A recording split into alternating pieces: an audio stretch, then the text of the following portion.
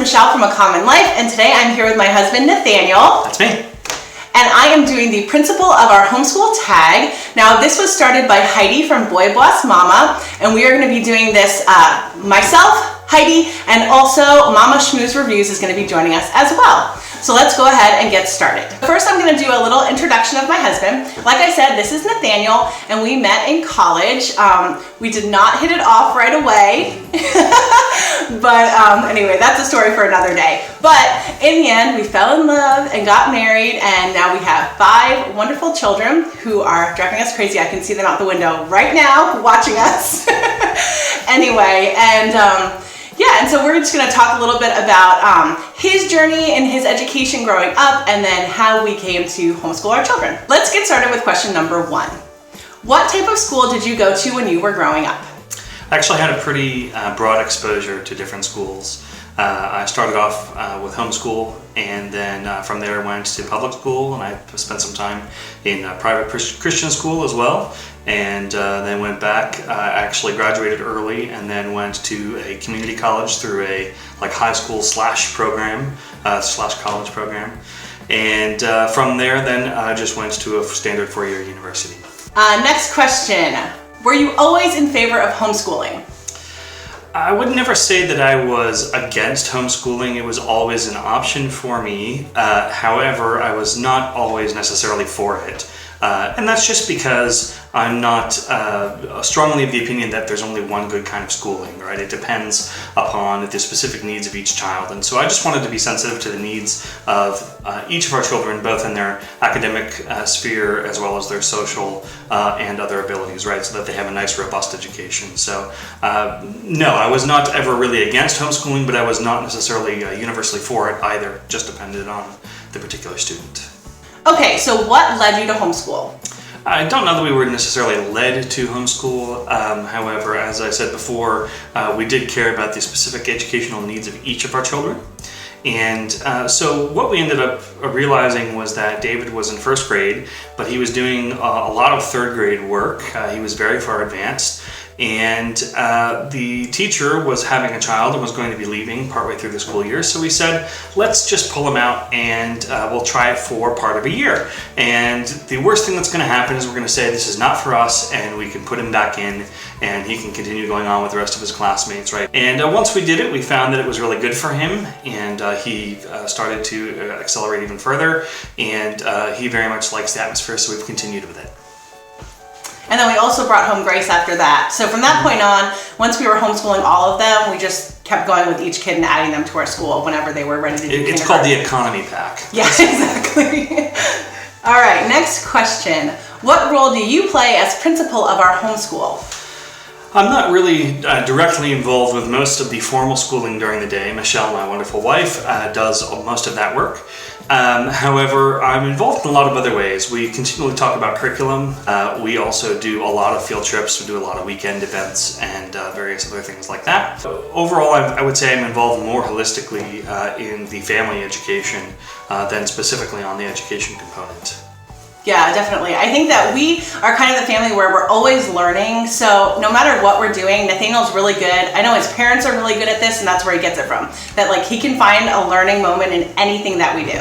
True. So he's really Thanks, good Mom at and Dad. that. So anyway, yeah, he's definitely good at that. Even though he doesn't do the formal teaching, our kids are always learning. And that's kind of our goal, that we just want to make them lifelong learners, so that, they'll learn how to learn basically as a young child, and then they can just continue that on as they're adults. All right, next question. Do you think your wife is doing a good job? Well, we can address that in her annual performance review. No, I'm just kidding. No, my wife does a fantastic job with the kids.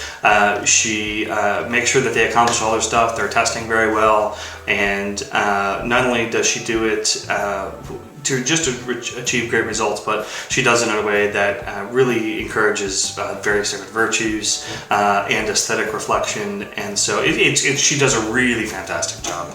I couldn't speak more highly of her. Thank you. Okay, so going along with that last question, what do you think are your wife's best abilities or talents? That would be organization, out the wazoo. Yeah, she can organize like nobody's business and has organization skills I could only ever dream of. So that's going to be my answer. I'm sticking to it. All right, next question. What are your goals for your family's homeschool? That's a really great question. My goals for my family's homeschool is to not only give them a very high quality education in terms of their academic standards, but also to give them a very robust education in terms of what the Greeks would call paideia, right? The full learning of life. So this involves education, like I said, not only in academic topics, but on simple things like manners, being able to appreciate works of art, works of music, right? A cultural education, a broad founding in our own Western and English tradition, and that requires, of course, first of all, being able to have a command of the language, but also a significant engagement with our culture over time. So yeah, that's what I really want, is a broad, robust education, and it's also one which takes faith as a very serious component of it. And as such, we want to encourage piety both in the home and in the public sphere as well as service for society. So I think that roughly covers it. Good answer. You guys tell he's really smart. It's like the smartest man I've ever met, and I'm not exaggerating. So I'm just gonna take a minute to embarrass him. It's not fake. He's really smart. Anyway, let's move on to the next question.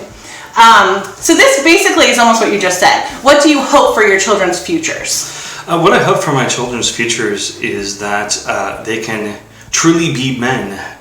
There's this wonderful sort of traditional philosophical thought that while we are born human beings, we are not yet human beings. We have not yet become true human beings. And in order to do so, we require an education. And this is an education not just in academic contexts, but an education also of the heart, that they would become real people, real members of the living society, that they can contribute to the world, that they can appreciate the contributions of others, and that hopefully they can even maybe give us some grandkids. So yeah, I would love some grandkids. Lots of grandkids. Indeed. So. What makes you happy about homeschooling your children? I really love the light that turns on in their eyes when they get something, right? When you're explaining a concept. And for me, that's oftentimes not necessarily in the classroom itself, but outside. I think that's the thing that makes me happiest. Yeah, and as homeschoolers, we get to see that all the time. So that's like my favorite thing too. I just recently said that in another video. I love when they like really understand something, and those are those moments that you never forget. So yeah, I totally agree with that answer. So last question, what advice would you give parents out there who are still thinking of doing homeschooling or who feel they can't and want to give up? That's a good question. I would say that first of all, you shouldn't feel pressured into anything, right? Homeschooling is not for everyone. And if you feel that it is not the best thing for your family or your children, then you should not feel ashamed in giving it up, right? Because what you want is the best thing for your children. On the other hand, don't give up easily, because if you just give up easily, then you're not actually instilling the virtue of perseverance in your children.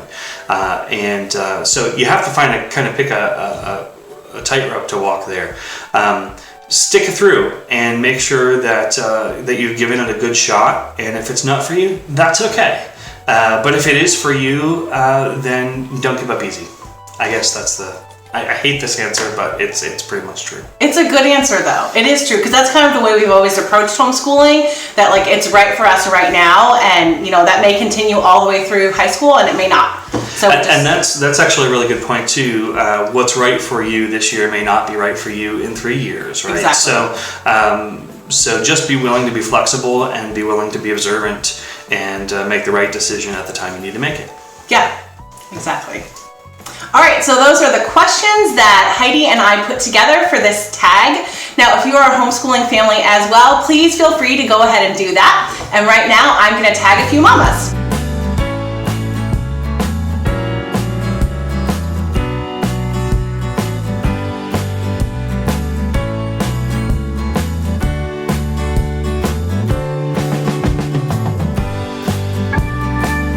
First, I just want to say a thank you to my husband for coming on and doing this with me. I know this is not what you normally do, so thank you. Thanks for watching, everybody. Yeah, thanks for watching, everyone. If you like this, please don't forget to click that like button and subscribe for more videos like this. Have a great day.